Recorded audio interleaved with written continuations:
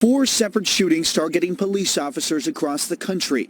Unfortunately, like Dallas, like Baton Rouge, it's happened here.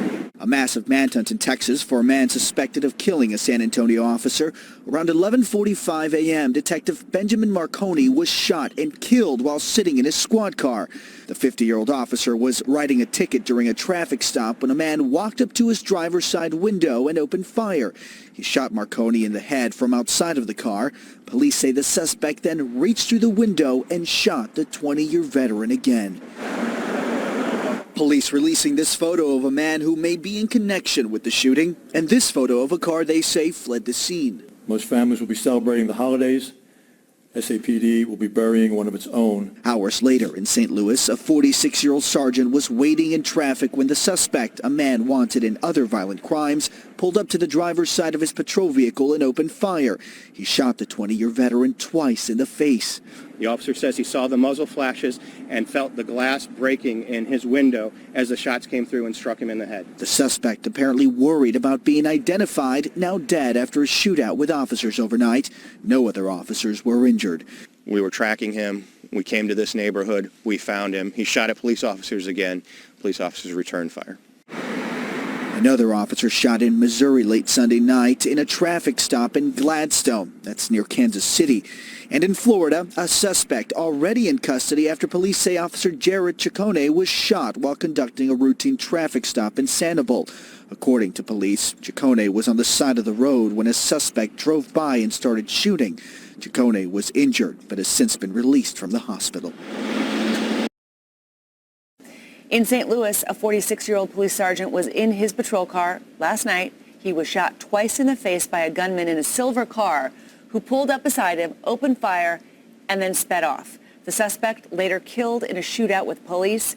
The 20-year veteran officer, a married father of three, is in critical but stable condition after surgery. Fortunately, he is expected to survive. This officer was not involved in a traffic stop. This officer was not trying to pull this car over. This officer was driving down the road and was ambushed by an individual who pointed a gun at him from inside of his car and shot out the police officer's window.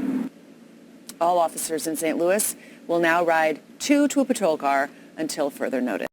Your counterparts in St. Louis, do you believe this was just an incredibly tragic coincidence that the same thing happened to an officer there several hours after it happened to our officer? I will say that it is certainly a coincidence, but we're not going to venture to say that it's connected.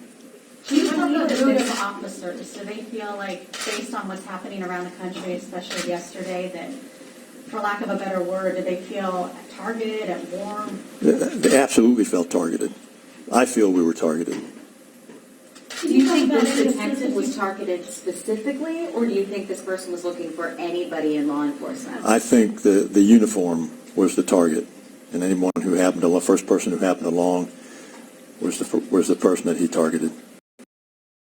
As a parent of a cop, you're worrying about them all the time. It's a dangerous profession, one of the most dangerous jobs. There's not too many jobs where you know when bullets are being fired, you have to run into it. I'm always thinking about my daughter and my nephew every day. And anytime I hear of a New York City police officer crashing their vehicle or getting shot at or getting shot, those are the first two calls that I make. No one wants their child or their significant other to get hurt in the line of duty. But it's just something that, you learn to appreciate every day with them. My husband always tells me he became a police officer to protect the community. And if there ever was a time that, he was killed in the line of duty, he did what he wanted to do, was to protect others. I tell my kids I have a dangerous job and that someday I may not come home. I'm a realist. I'm not going to put pink clouds in the sky and tell them that everything's going to be all right. We've got to pray every single day for that boy. And I just pray that everybody else will be thinking about our officers throughout the country. Most officers are good people, and they choose every day to walk away from their families and put their lives on the line every day. I'm here to protect everyone, my children as well as somebody else's children. We are still good people. There are still good law enforcement officers out there, but I'm proud of my husband and I'm proud of my daughter.